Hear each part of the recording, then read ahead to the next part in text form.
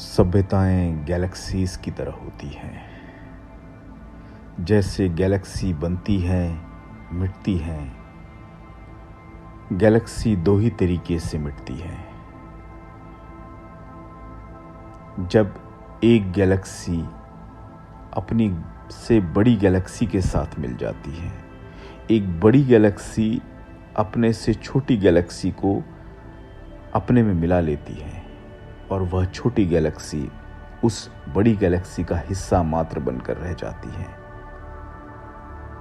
वह छोटी गैलेक्सी मिट जाती है।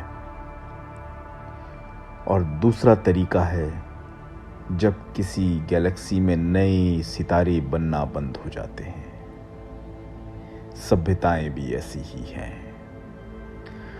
आप इतिहास के पन्नों को पलटकर देखें, चाहे रोमन सभ्यता हो, चाहे ग्रीक सभ्यता हो, चाहे पर्शियन सभ्यता हो, सारी सभ्यताएं अपने से बड़ी, अपने से ज़्यादा ताकतवर सभ्यताओं के आगे घुटने टेक दिए। वे उनका एक हिस्सा मात्र बनकर रह गए, अपना अस्तित्व खत्म कर लिया।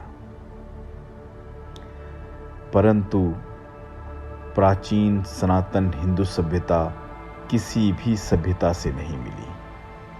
क्यों? क्योंकि वह सारी सभ्यताओं से ज़्यादा ताकतवर थी, ज़्यादा शक्तिशाली थी, इसलिए वो किसी और सभ्यता से नहीं मिली। इस सभ्यता में तो ताकत थी, अपना अस्तित्व बचा पाई। इसका मतलब है यह गैलेक्सी बड़ी है। सारी सभ्यताएं इस सभ्यता के आगे बौनी हैं। परंतु ऐसा क्या कारण था जब सिकंदर महान ने, अलेक्जेंडर द ग्रेट ने भारत पर आक्रमण किया, तो पोरस, जो कि एक बहुत ही छोटे राज्य का राजा था, उसने उस विश्व विजेता सिकंदर को हरा दिया। सिकंदर के पास अथाह बड़ी सेना थी, फिर भी उसको भारत के एक छोटे से राज्य के राजा ने हरा दिया। परंतु ऐसा क्या कारण था कि ठीक 1500 साल बाद भारत को चंद 100 इस्लामी आक्रांताओं ने, उनकी फौज ने हरा दिया? क्या कारण था? यह कारण था जब भारत में नए सूर्य बनना बंद हो गए थे। यह वो दौर था जब भारत में नए सितारे बनने बंद हो गए थे। सिकंदर के समय में भारत में सूर्य की कोई कमी नहीं थी, नए से नए सितारे बन रहे थे। मेगास्थनीज अपनी किताब में लिखते हैं, क्या था वो अद्भुत सामाजिक ताना बाना। उस समाज की परिकल्पना क्या थी? ब्रह्मज्ञानी सर्वे सर्वा थे। जिस किसी को भी ब्रह्म का ज्ञान था उसे ब्राह्मण कहते थे। आज की तरह नहीं कि कोई जाति हो, कोई वर्ण हो जो जन्म से मिलता हो, नहीं।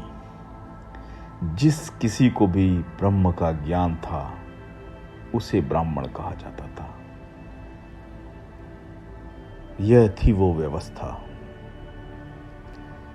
जब अलेक्जेंडर मकडोनिया से विश्व विजय के लिए निकला तो उसके गुरु अरस्तु ने उससे कहा कि भारत प्रबुद्धवान ब्रह्मजीवियों का देश है, तुम वहां से कम एक सन्यासी को ले आना।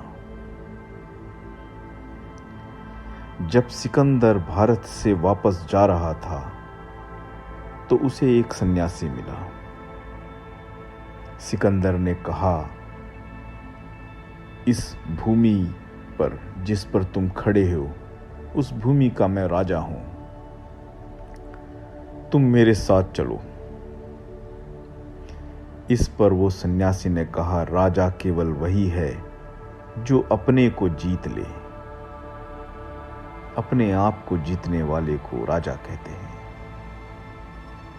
यह भूमि कि राजा तो आते जाते रहते हैं, आज तुम हो कल कोई और होगा। उसके उत्तरों से क्रोधित सिकंदर ने कहा, मैं तुम्हारा सर धड़ से अलग कर दूंगा। इस पर वह सन्यासी हंस पड़ा और कहा, तुम मेरा जैसे सर धड़ से अलग करोगे, जैसे तुम देखोगे कि मेरा सर धड़ से अलग हो रहा है, उसी तरह मैं भी अपने आप को देखूंगा सर धड़ से अलग होते हुए। मैं केवल एक दृष्टवा हूं, मैं आत्मा हूं, तुम मुझे मार नहीं सकते। वह सन्यासी एक जागा हुआ ब्रह्म को प्राप्त महान ऋषि था। ऐसे ही सैकड़ों ऋषि उस वक्त इस भारत में थे, परंतु जब इस्लाम ने भारत पर आक्रमण किया तब हमारे पास ऐसे जागे हुए ऋषियों की कमी थी। जब पृथ्वीराज चौहान मोहम्मद गौरी से लड़ रहा था तो हमारे पास जागे हुए लोगों की कमी थी। पिछले 1000 सालों से यह सनातन की दुर्गति हुई है तो उसका कारण है भारत में वो सूर्य बनने बंद हो गए हैं, भारत में वो सितारे बनने बंद हो गए हैं। चंद एक दो सितारे टिमटिमाते मिलते हैं इसी बीच, जैसे चैतन्य महाप्रभु, गुरु नानक देव, कबीर, रामकृष्ण परमहंस।